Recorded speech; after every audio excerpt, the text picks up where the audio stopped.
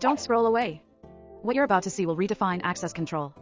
From facial, RFID, to license plate recognition, one device protects schools, factories, and government buildings. This is the ACTi access control device, the ultimate balance of AI, reliability, and efficiency. Supports RFID, NFC, QR code, PIN, and biometrics, facial, fingerprint, iris, palm, and voice.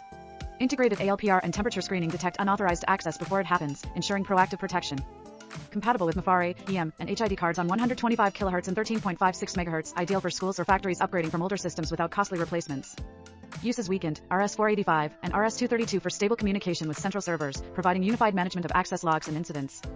Handles up to 500K RFID cards and 100K face profiles, syncing easily with HR systems for fast updates, perfect for large organizations. 7-inch LCD shows names, temperature, and access status, improving visibility and reducing confusion during entry. Supports DC, AC, and PO power, with backup battery and optional solar mode to maintain operation during outages.